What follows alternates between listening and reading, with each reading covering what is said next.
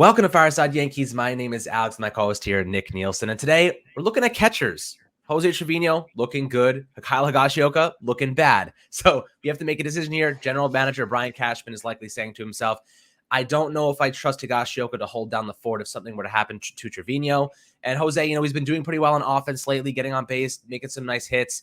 But ultimately, he's not a high-end offensive catcher. He is one of the best in baseball when it comes to defense.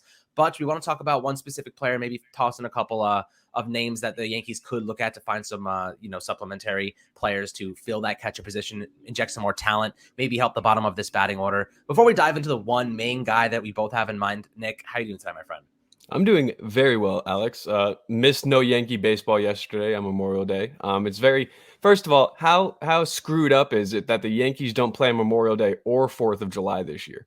Like what the hell is the league doing? This is the biggest brand, the biggest team in sports, and we're not having them play on arguably the most populous attended baseball days. Like everyone loves to go to baseball games on 4th of July. Major Get League the hot Baseball hates dogs. baseball. Yeah. Rob Manfred hates baseball. Well, yeah. Yes, he's the same thing. Major League Same Baseball thing. and the same guys. But no, I'm doing really well. I'm excited for the series against the Angels this week.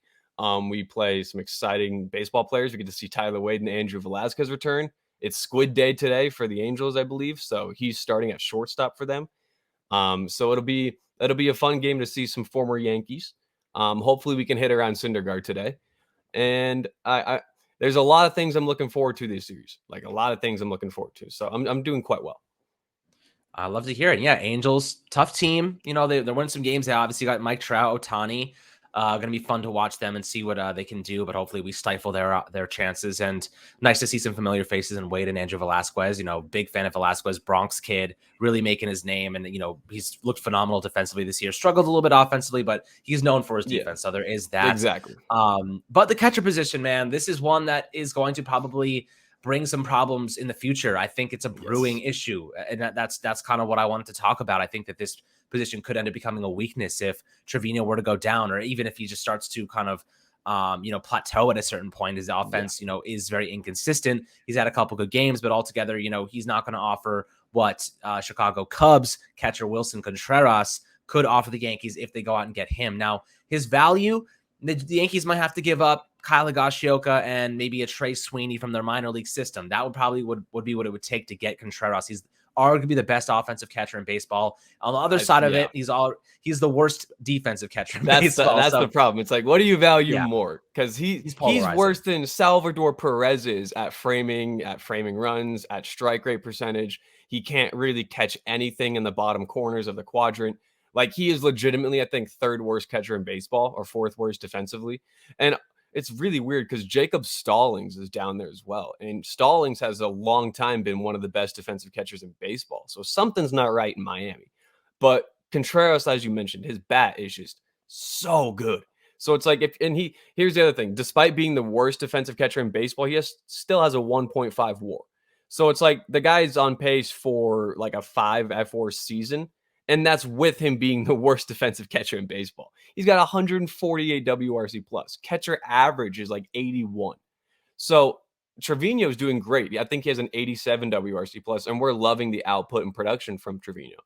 But he's not, in my opinion, still an everyday 4 out of 5 games catcher. Whereas Contreras is, and you can DH Contreras.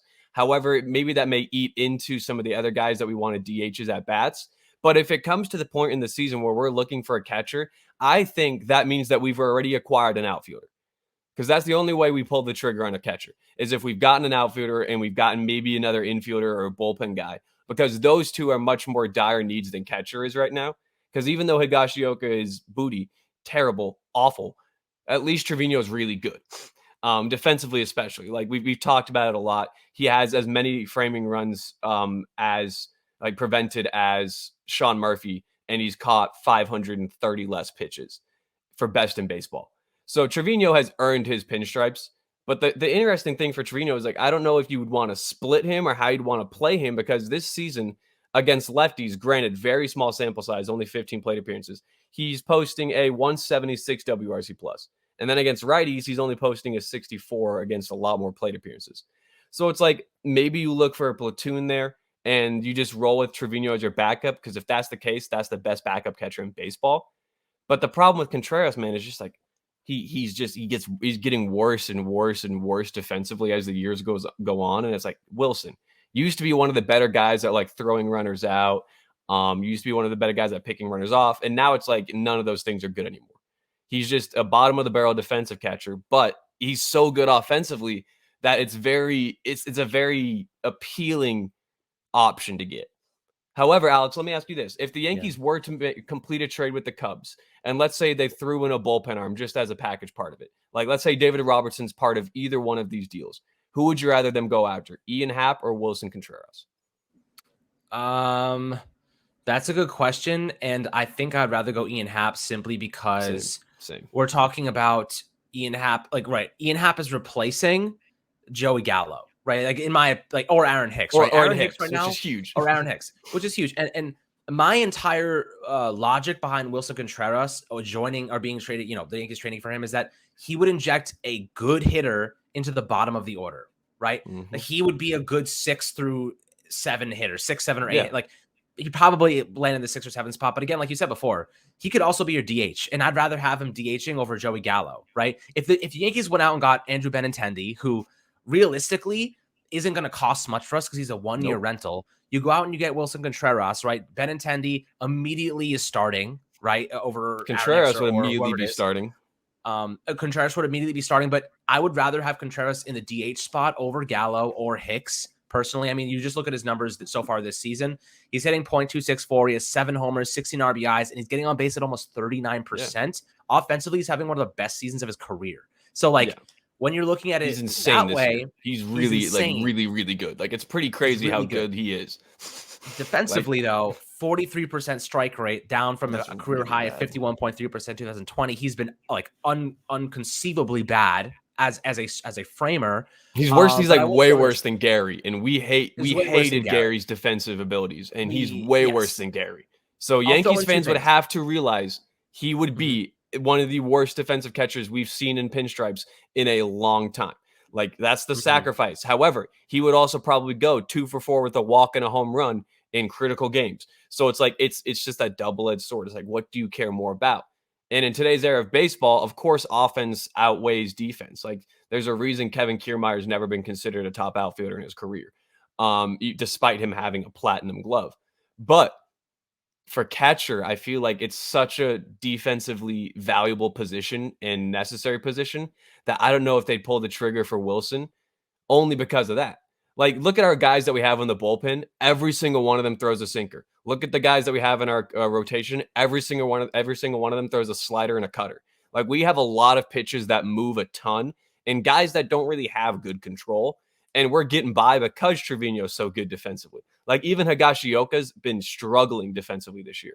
So that's the other thing. Maybe we just get Contreras because Higashioka's defense isn't really anything to write home about this season anyways.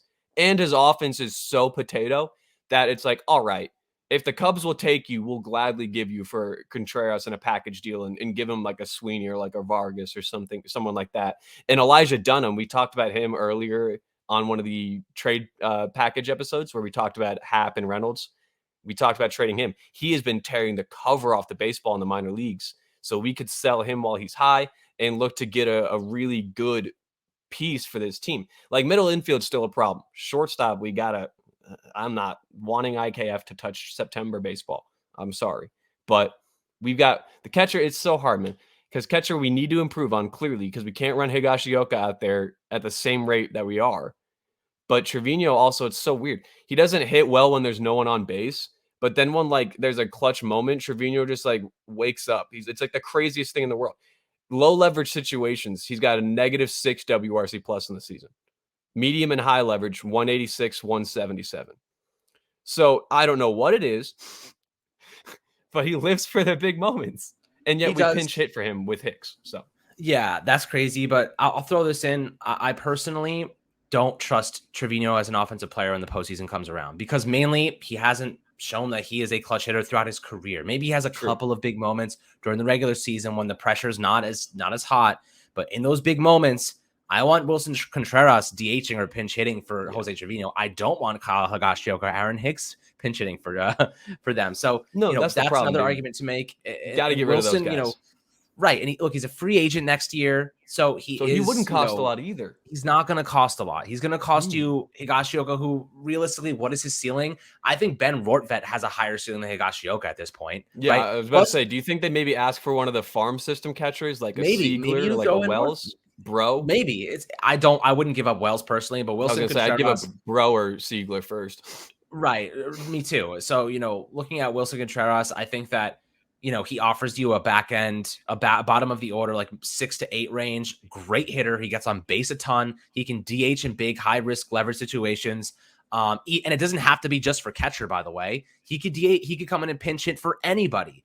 Anybody. He gets on base that much. You can feel confident in him pitching hitting for anybody. And he's going to help you supplement some big losses. We're seeing that right now with the Yankees and Giancarlo Stanton. We need guys who can help supplement those losses. Contreras comes in, DHs in the 4 spot, and you can feel good about him doing some good things there. Honestly, so he's been batting, I think, hasn't he been batting 2nd through 4th for the Cubs this season? Yeah. Like in the 2 through 4 spot?